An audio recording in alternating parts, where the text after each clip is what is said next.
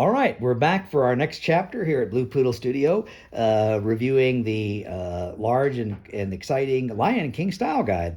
So now we're getting into the heart of it with character art. So we, of course, start chronologically with baby Simba, cute as a button, love the yawn. Then we get into young Simba, and he's growing up a little bit there and got that kind of sassy toddler, preteen sort of look about him. Those with kids of your own at home will begin to recognize some of that kind of impish behavior here. Now, again, this is a book that was published for, or a guide that was published for manufacturers, so you wouldn't have seen this, but certainly if you have owned any Lion King product over the years, undoubtedly you've seen this character art. It is used many, many times, popular poses, this one in particular, this one as well. These are all show up and are used on a regular basis in lots of product and apparel applications for licensed merchandise. So again, just many great poses and angles of him at attention, sitting, crouching, running. Here he is kind of leaping across things, so or laying down.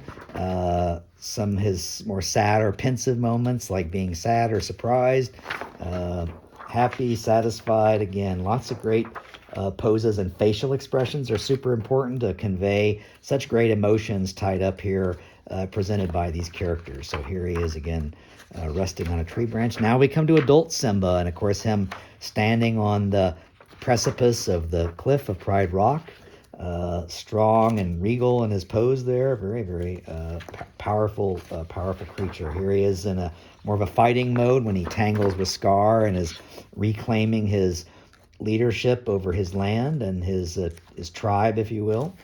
Again, more character there. Here he is leaping. This pose got used a lot in a lot of t-shirts and stuff. And then here's kind of the quieter side, softer side of Simba, relaxing, still looking very regal. And of course, the famous drawing of Rafiki in the film when he shows the young Simba character there.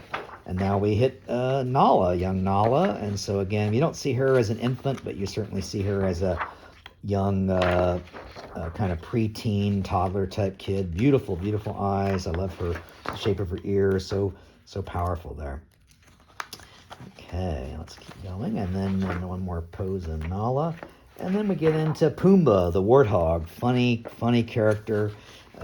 Lots of great poses there.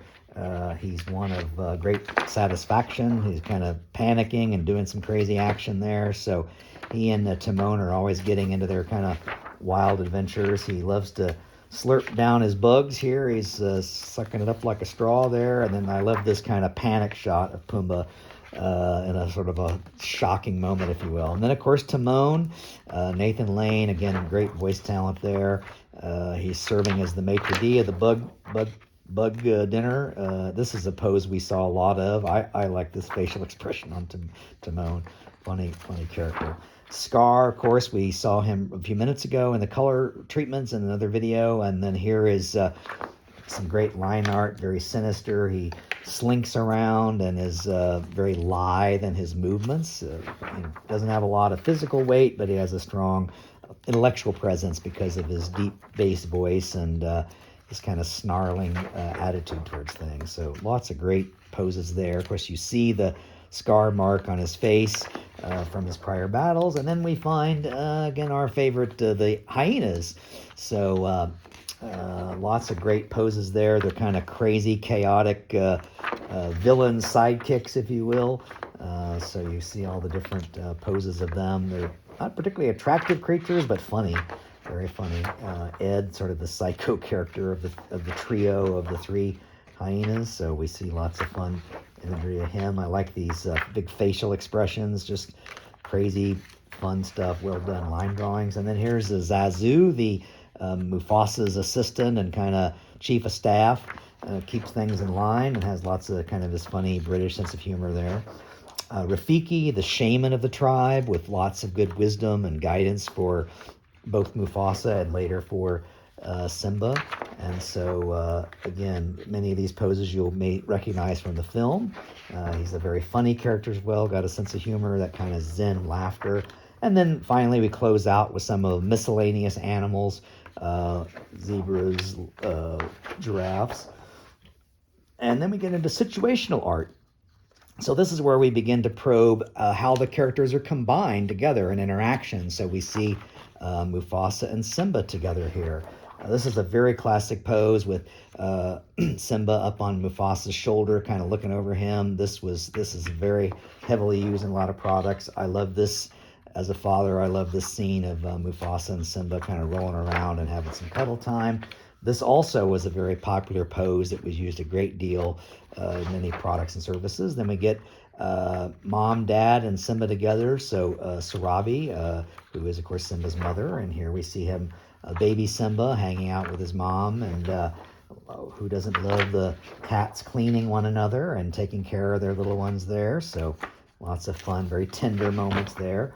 And then we see the romance and the strength of the relationship of Mufasa and Sarabi together. And then in a similar fashion, Simba and Nala kind of mimic that and form a very strong bond that moves from their childhood friendship to more of a romantic relationship as they grow older and become young adults. And here we see them together again. These are poses that you've probably seen in some of the different products that you might have purchased or books you've read or on packaging. So this stuff shows up in a lot of different places. Again, lots of great character art there. And Simba looking a little bit startled as he's coming to realize how his relationship with Nala has changed in a good way. So again, lots of terrific character art there. So I think we're going to stop here for today, and then we've got some more scenery coming up, but we'll close for this chapter and come back with, I think, one final round on the look of the Lion King style guide. Thanks again.